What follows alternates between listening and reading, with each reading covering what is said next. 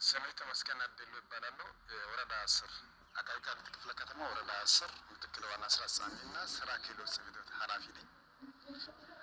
አጠቃላይ 2018 የተሻለ አፈጻጸም እንደ ወረዳ እንደ ሴክተር ከ100% በላይ የስራ ዕድል ፈጠራና የወጣቶች ተጠቃሚነትን የማረጋገጥ ስራ የተሰራበት ሁኔታዎች ነበሩ። 2019 ደግሞ በ90 ቀን ላይ የተለያዩ የስራ ፈላጊና ቤተሰብና ወጣቶችን ከብሎክ እስከ ወረዳ ድረስ በርካታ ስራዎች ተሰርቶ ለዛሬ ደርሷል። ዛሬ ደግሞ የወጣቶች ተጠቃሚነት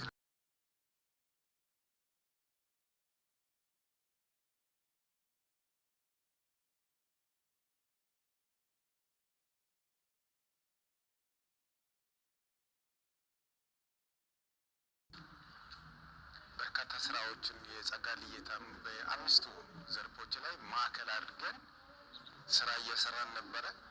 የወጣቶች ተጠቃሚነት ማዕከል ሲደረግ እንደ ወረዳ 10 ከሌላ ወረዳ ለየት የሚያደርገው በርካታ ጸጋ ማዕከል ወረዳ ነው። ለአብነት ገለንጉራ ኢንዱስትሪ ፓርክ አጠቃላይ ከ20 ሺህ በላይ ወጣቶችን ስራ እድል እንደሚፈጠር በማኑፋክቸሪንግ ሌሎች ዘርፎች ላይ በርካታ ስራዎች እየፈጠረ ነው። አሁንም ደግሞ በርካታ ምቹ ሁኔታዎችን ስላሉ ይሄ ምቹ ሁኔታ ደግሞ ወጣቱ ተጠቀሙን ራሱና ቤተሰብ እንዲለወጥ ግንዛቤ የመፍጠር ስራ እየሰራን እንገኛለን።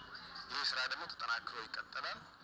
ችግር ፈቺ ክትትልና ድጋፍ በእኛ በኩል አድርገን የወጣቶችን የስራ አጥነት ጥያቄ በቅርብ ጊዜ የምንቀርፍ ይሆናል።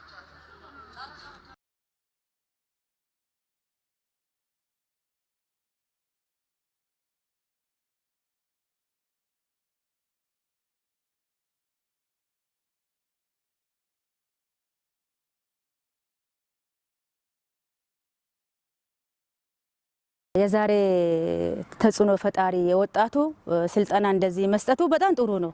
ይሄ ድሮ የሌለበት ነው የሌለው ነው። አሁን ደግሞ ወጣቱ ማንንም ወጣት ሱሰኛ እንዳይሆን ተጽዕኖ ፈጣሪ ወላጅ ነው። እኔ የቤት ያለ ልጅ ተጽዕኖ ፈጣሪ ካልሆንኩት ልጅ አይወጣም።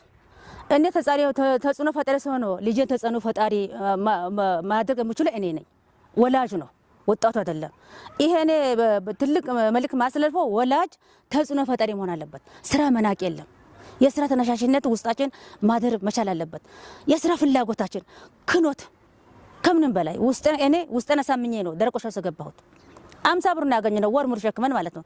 ግን ተጽዕኖ ፈጣሪ ስለሆንኩት ልምዱን ስላለኝ እነዚህ 23 ሰው እያቸው ነገ የበለጠ ነገር እናገኛ ብለን ወደ 4000 5000 ያገኘን ነው።